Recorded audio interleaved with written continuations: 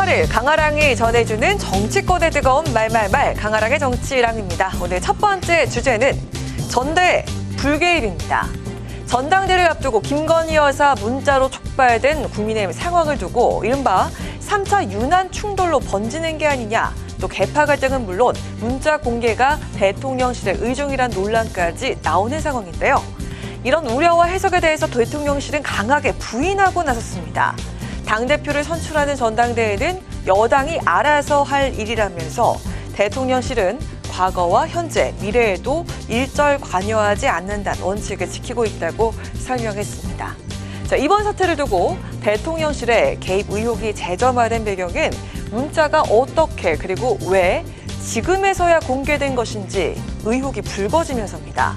자, 한동훈 후보 측에선 지난 1월에 나눈 문자 내용이 현재 시점에 공개가 된 것을 두고 또 윤 대통령과 대선 이후 줄곧 각을 세웠던 이준석 개혁신당 의원은 대통령실 쪽에서 문자 내용을 흘렸을 것이라고 추측을 했습니다. 6개월이 지났고요. 전당대회까지 보름도 채 남지 않았습니다. 그런데 지극히 내밀한 문자잖아요. 문자의 내용이 거의 원문 그대로 공개됐다는 것 자체에 대해서 상식적으로 의문을 제기하지 않을 수 없는 거 아닐까요? 왜 지금 이 시점에 문제가 되고 있는지 이 부분에 대해서 묻지 않을 수 없는 거죠. 한동훈 위원장 측에서 이걸 공개했을 리는 없지 않습니까? 시점이 언제인지 모르겠지만은 텔레그램 메시지라고 하는 것은 용산 쪽에서 나왔을 것이다. 그건 확실하죠. 네, 반면 한동훈 후보와 경쟁하는 다른 후보 측에서 문자 논란에 대해서 한 후보 대응을 비판하고 나섰습니다. 먼저 나경원 후보는 공개 과정을 따지기보단 당시 김 여사를 설득하는 역할을 했어야 한다, 이렇게 꼬집었고요.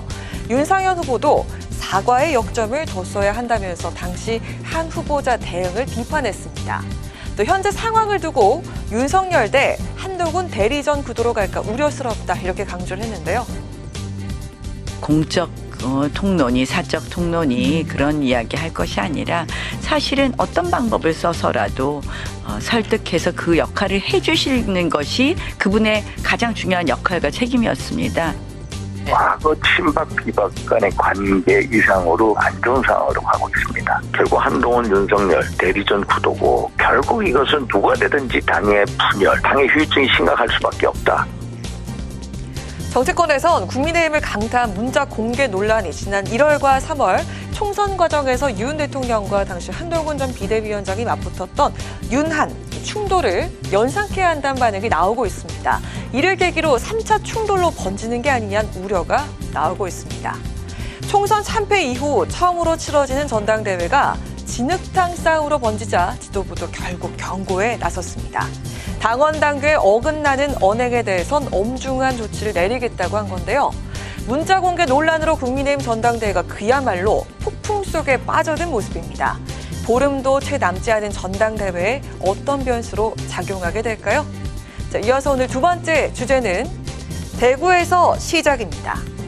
조국혁신당이 차기 지도부를 선출하는 7.20 전당대회 지역 순회 간담회를 야권의 험지로 꼽히는 대구에서 첫 발을 뗐습니다. 조국혁신당 전당대회에서 당대표로 단독 출마한 조국 후보는 윤석열 검찰 독재 정권의 조기 종식을 위해서 싸우겠다면서 목소리를 높였습니다. 윤석열 검찰 독재 정권의 조기 종식을 위해 누구보다 더 빠르게, 누구보다 더 강하게, 누구보다 더 선명하게 싸우겠습니다. 2019년 저는 검찰개혁이라는 시대적 과제를 구현하기 위해서 백척간구에 섰습니다.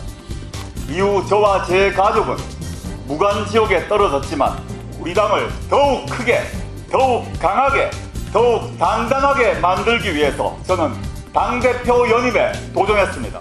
이런 가운데 22대 총선에서 전북의 비례대표 정당 지지율을 45%나 거머쥐었던 조국혁신당 전북자치도당의 움직임도 심상치 않다는 해석이 나오고 있습니다.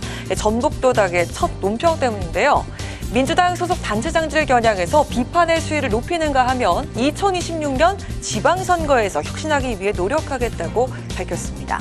이를 두고 민주당을 향한 선전포고가 아니겠냐는 해석이 나왔습니다.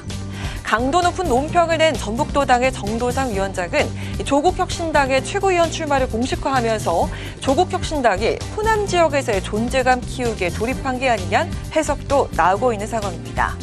조국혁신당은 대구를 시작으로 부산과 전북 그리고 대전을 거쳐서 서울에서 순회 간담회를 가질 예정이라고 합니다. 오는 20일 수원에서 열리는 전당대회에선 당대표 1인과 선출직 최고위원 2명을 뽑게 됩니다. 이날 선출된 3명을 포함해서 황운하 원내대표 그리고 당대표가 지명하는 지명직 최고위원 1명을 포함해 총 5인의 지도체제를 구성하게 됩니다. 대표 연임에 도전하는 조국 후보를 비롯해 새롭게 구성되는 지도부는 어떤 방법으로 조국혁신당의 존재감 키우기에 나설까요? 지금까지 강아랑의 정치랑이었습니다.